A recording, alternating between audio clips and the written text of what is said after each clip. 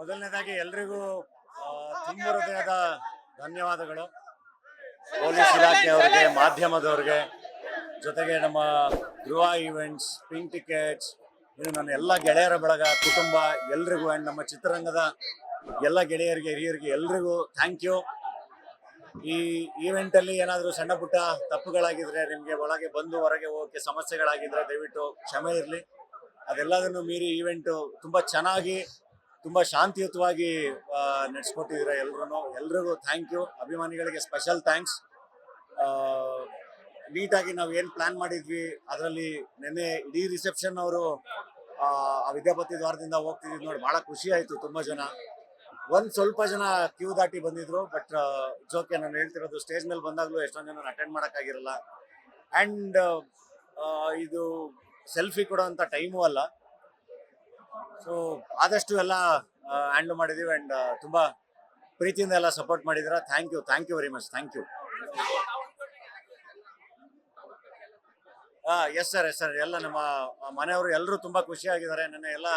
ನಿನ್ನೆ ಇವತ್ತು ಎಲ್ಲರೂ ತುಂಬ ಖುಷಿಯಾಗಿ ಎಲ್ಲರೂ ಊಟ ಮಾಡ್ಕೊಂಡು ಹೋಗಿದ್ದಾರೆ. ಆ್ಯಂಡ್ ತುಂಬ ಚೆನ್ನಾಗಿ ಅಷ್ಟೊಂದು ಸಾವಿರಾರು ಜನ ಬಂದು ಹರಿಸಿದ್ದು ಭಾಳ ಖುಷಿನೇ ಸರ್, ಭಾಳ ಖುಷಿ.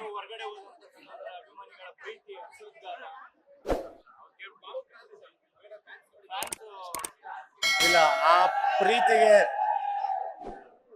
ಅದಕ್ಕೆ ನಾವು ಅಂದರೆ ಆ ಪ್ರೀತಿಗೆ ಹೆಂಗೆ ರೆಸ್ಪಾಂಡ್ ಮಾಡಬೇಕು ಗೊತ್ತಾಗಲ್ಲ, ಏನು ವಾಪಸ್ ಕೊಡ್ಬೇಕು ಗೊತ್ತಾಗಲ್ಲ. ಸೊ ಐ ಥಿಂಕ್ ಆ ಪ್ರೀತಿ ನಂಬಿಕೆನ ಉಳಿಸ್ಕೊಂಡು ಹೋಗೋದೇ ತುಂಬ ದೊಡ್ಡ ವಿಷಯ. ಅದ್ರ ಕಡೆಗೆ ಕೆಲಸ ಮಾಡಬೇಕು. ಏಕೆಂದರೆ ನಿನ್ನೆಯಿಂದ ನಾನು ನೋಡ್ತಾ ಇದ್ನಲ್ಲ, ಯೂಶ್ವಲಿ ಒಂದು ಭಯ ಇರುತ್ತೆ, ಜಾಸ್ತಿ ಜನ ಆದಾಗ ಹೆಂಗಾಗುತ್ತೋ ಏನೋ ಅಂತ. ಸೊ ತುಂಬ ಶಾಂತಿಯುತವಾಗಿ, ತುಂಬ ಚೆನ್ನಾಗಿ ಅವರು ಅಭಿಮಾನಿಗಳು ನಡ್ಕೊಂಡಿದ್ದಾರೆ. ತುಂಬ ಚೆನ್ನಾಗಿ ಕೋಆಪರೇಟ್ ಮಾಡಿದ್ದಾರೆ. ಆ್ಯಂಡ್ ಅಷ್ಟೊತ್ತು, ಇವತ್ತು ಈವೆಂಟ್ ಮುಗಿಯೋವರೆಗೂ ಅಷ್ಟೊತ್ತು ಎಲ್ಲ ಕಾಯ್ತಾ ಇದ್ರು. ಹಾಗಾಗಿ ಅವ್ರ ಪ್ರೀತಿ ತುಂಬ ದೊಡ್ಡದು.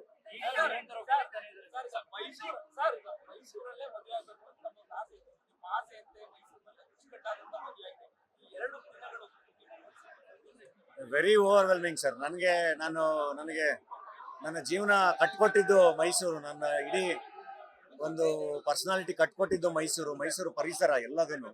ಸೊ ಹಂಗಾಗಿ ಇಲ್ಲೇ ಅಭಿಮಾನಿಗಳ ಮಧ್ಯೆ ಆಗ್ಬೇಕು ಅಂತ ಆಸೆ ಇತ್ತು. ಅದು ತುಂಬಾ ಚೆನ್ನಾಗಿತ್ತು.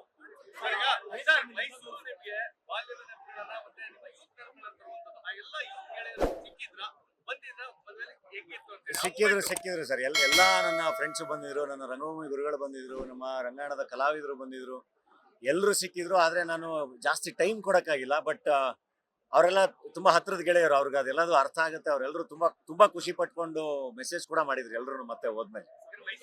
ಲೇಟೆಸ್ಟ್ ಹಾಗೂ ಇಂಟ್ರೆಸ್ಟಿಂಗ್ ಸುದ್ದಿಗಳಿಗಾಗಿ ಬಾಸ್ ಟಿವಿ ಕನ್ನಡ ಚಾನೆಲ್ನ ಸಬ್ಸ್ಕ್ರೈಬ್ ಮಾಡಿ. ಹಾಗೆಯೇ ಬೆಲ್ ಐಕಾನ್ ಪ್ರೆಸ್ ಮಾಡಿ. ಇದರ ಜೊತೆಗೆ ಫೇಸ್ಬುಕ್, ಇನ್ಸ್ಟಾಗ್ರಾಮ್, ಎಕ್ಸ್ ನಲ್ಲೂ ಮಿಸ್ ಮಾಡದೆ ಫಾಲೋ ಮಾಡಿ.